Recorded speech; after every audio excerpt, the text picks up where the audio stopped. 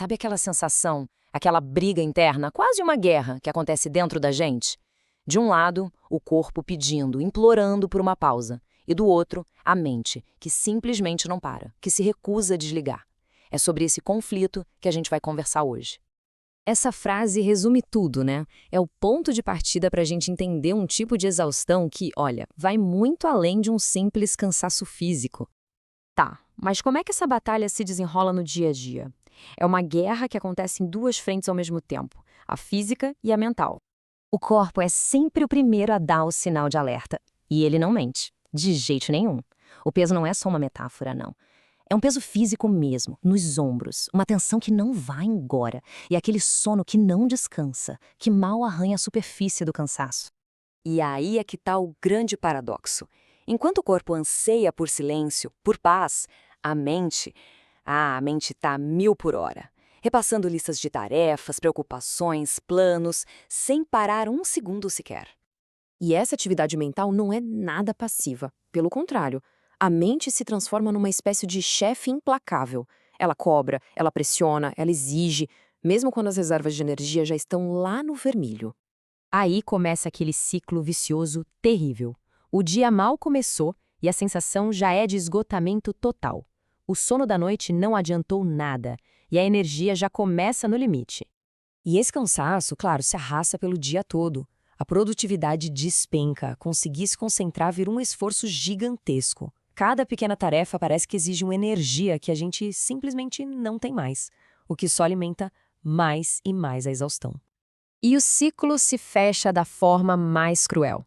A gente chega à noite exausto demais para conseguir ter um sono que realmente repara, sabe? O corpo e a mente estão tão sobrecarregados que não conseguem desligar de verdade. E o mais assustador disso tudo, isso começa a ser chamado de rotina. Mas qual é o nome para essa condição? Para esse estado de se manter de pé por fora, enquanto por dentro tudo está em pedaços? Pois é, existe um termo bem específico e muito poderoso para isso. Exaustão blindada. A blindagem é justamente essa fachada, essa aparência de que está tudo sob controle. É a capacidade de continuar entregando, de seguir em frente. Só que por trás dessa armadura, a pessoa já não está mais inteira. Existe uma fratura interna, uma desconexão total entre o que se mostra para o mundo e o que se sente de verdade. Continuar nesse estado, claro, não se sustenta para sempre. Ignorar os sinais do corpo tem consequências bem sérias. É como ir acumulando uma dívida que uma hora ou outra vai ser cobrada, e com juros altíssimos. Vamos parar para pensar um pouco nisso. O que realmente acontece quando a gente empurra o nosso corpo além do limite, dia após dia, sem dar a ele nenhuma chance de se recuperar de verdade? E aqui está a resposta. O corpo sempre cobra a conta. E ela chega. Chega em forma de ansiedade, de noites em claro, de dores crônicas que parecem não ter explicação, de uma irritação constante com tudo e com todos e de uma sensação profunda de vazio. O corpo basicamente transforma o cansaço que não foi ouvido em sintomas bem concretos. Diante desse cenário todo, a solução não é só se esforçar mais. Não mesmo. A solução exige uma mudança completa de perspectiva. Vamos ver como a fonte propõe uma nova forma de enxergar o descanso. O ponto de virada é exatamente este. Aquela mentalidade destrutiva que diz que parar é sinal de fraqueza está errada. A verdade é justamente o contrário. Descansar não é desistir, de jeito nenhum. Descansar é uma estratégia de sobrevivência, essencial para o longo prazo. E para conseguir colocar essa nova estratégia em prática, é preciso aceitar um fato.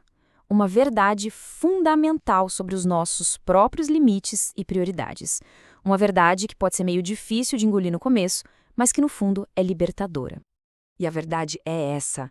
Pensa bem, do que adianta manter todos os pratos girando, cumprir todas as metas, se no final do processo a pessoa se perdeu de si mesma? Se preservar não é egoísmo, é a base para qualquer outra coisa que a gente queira construir ou manter na vida. Agora a gente entra na nossa parte final, que vem para consolidar de vez essa nova maneira de pensar. É sobre entender a diferença crucial entre uma pausa estratégica e o ato de simplesmente desistir.